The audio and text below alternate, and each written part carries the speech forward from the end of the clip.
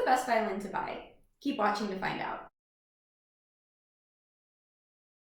If we haven't met, hi, I'm Megan. I'm a violinist and teacher currently based in New Jersey.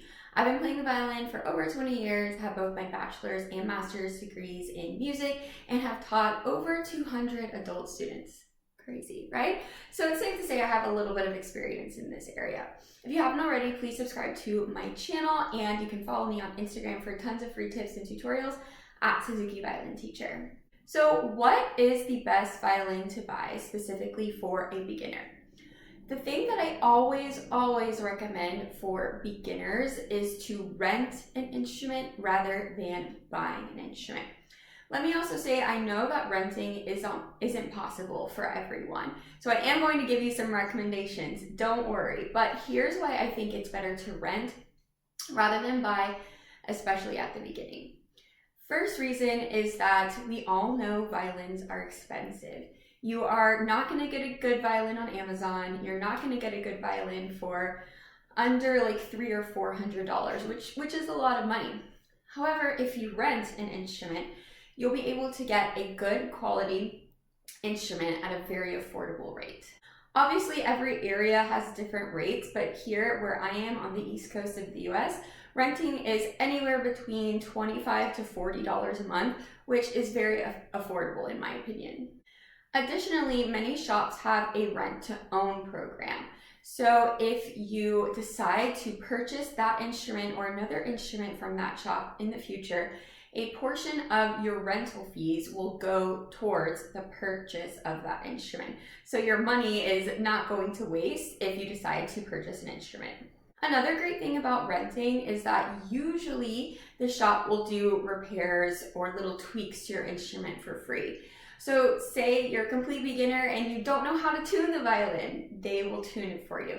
If you need tapes put on, they will put it on for you.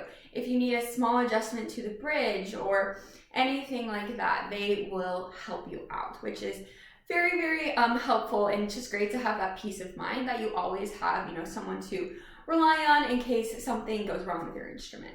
So if at all possible, try to rent an instrument. Look and see if there's any shops near you and ask them about their rent-to-own program. Now, like I said, I know that, renting isn't possible for everyone, and I know that people just prefer to buy their own instruments sometimes. So here are the instruments that I recommend if that's the case for you. So like I mentioned before, I would not buy anything off Amazon. Most of the items on Amazon are what we call VSOs, or violin-shaped objects, and they are just not going to be great quality. I'm a firm believer that you should be able to make any violin sound good, but especially if you're a beginner, you want the best setup as possible. That's only going to make it easier for you to learn. So here are my top choices for buying an instrument. Option number 1 is the Fiddlerman concert violin from Fiddler Shop. It is about $500 US, and I will leave links to this instrument and all the rest of the instruments that I mentioned down in the comments below, or the description below, so that you can check them out if you want. If you've never heard of Fiddler Shop, highly recommend checking them out. They have great quality instruments for very affordable prices. Their customer service is great, and what I really love about their instruments is that they will show up to your door intact. And that means that the bridge is in place, all of the strings are on, which is really important. If you get a violin that doesn't have a bridge or strings, it's probably a VSO. Option number 2 is the Fiddlerman Artist Violin. This is going to run you about $700. This is a step up from the concert violin, and I feel that as though it has a really rich and warm tone. And if you're looking to spend a little bit more, I love the Fiddlerman Mastery Violin. This is going to run you about $1,500, but it's well worth it. Some other brands that I really like and recommend are Eastman and Stentor. Now, if you are prepared to spend $1,000 or more, I personally recommend going to your local violin shop or your local luthier.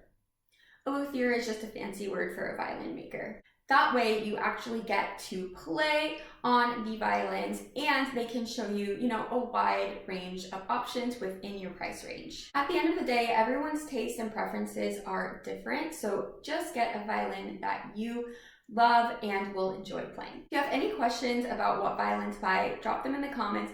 And also, if you have a violin that you really love, drop them in the comments below so that other people can see your recommendations. Thank you so much for watching. Please subscribe before you go, and I'll see you next time.